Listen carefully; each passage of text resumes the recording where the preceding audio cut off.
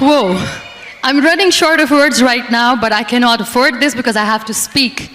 Thank you so much for all the love, for all the warmth. Thank you for accepting me. Thank you very much.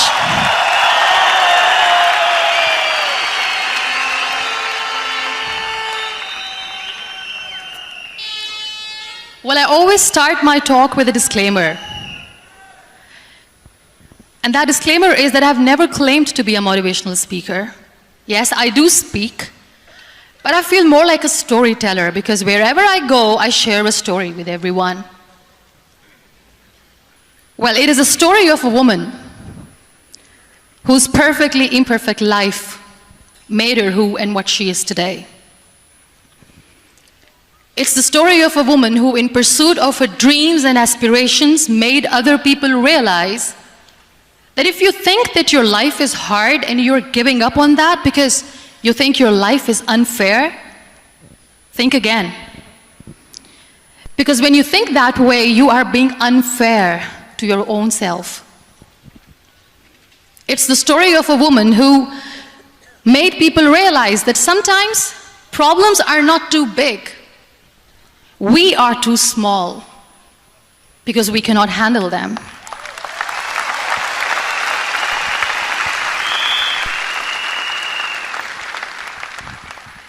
It is the story of a woman who with time realized that real happiness doesn't lie in success, money, fame. It lies within. Real happiness lies in gratitude. So I am here and I'm going to share the story of that woman. That is my story. The story of gratitude.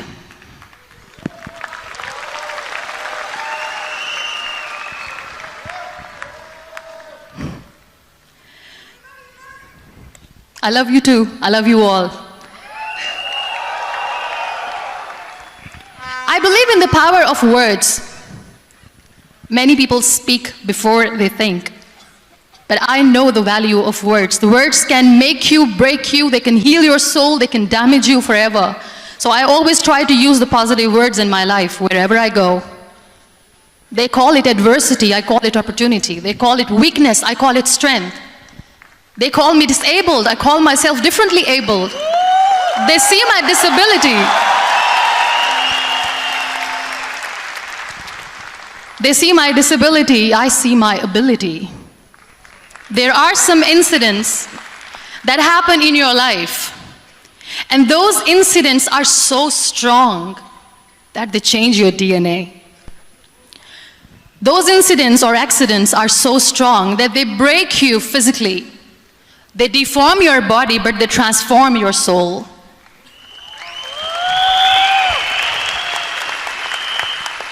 Those incidents break you, deform you, but they mold you into the best version of you.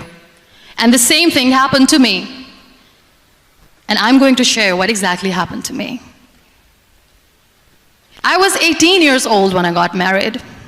And this thing I'm sharing for the very first time on an international level.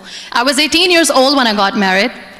I belonged to a very conservative family, a Baloch family, where good daughters never say no to their parents. My father wanted me to get married, and all I said was, if that makes you happy, I'll say yes. And of course, it was never a happy marriage. Just about after 2 years of getting married, about 9 years ago, I met a car accident. Somehow my husband fell asleep and the car fell in the ditch. He managed to jump out, saved himself. I'm happy for him. But I stayed inside the car and I sustained a lot of injuries. The list is a bit long. Don't get scared. I'm perfectly fine now. Radius ulna of my right arm were fractured. The wrist was fractured. Shoulder bone and collarbone were fractured. My whole rib cage got fractured. And because of the rib cage injury, lungs and liver were badly injured. I couldn't breathe. I lost urinary bowel control. That's why I have to wear the bag wherever I go. But that injury that changed me and my life completely as a person and my perception towards living my life was the spine injury. 3 vertebrae of my backbone were completely crushed, and I got paralyzed for the rest of my life.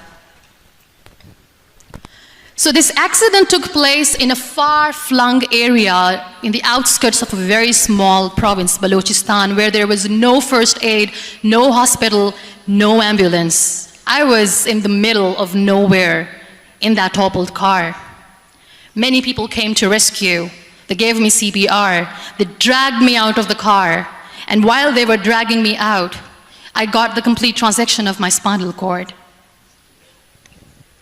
And now there was this debate going on, should we keep it here? She's going to die, where should we go? There is no ambulance. There was this 4-wheeler Jeep standing in the corner of the street. They said, put her in the back of the Jeep and take her to the hospital, which is 3 hours away from this place. And I still remember that bumpy ride. I was all broken. They threw me at the back of the Jeep and they rushed me to the hospital. That is where I realized that my half body was fractured and half was paralyzed.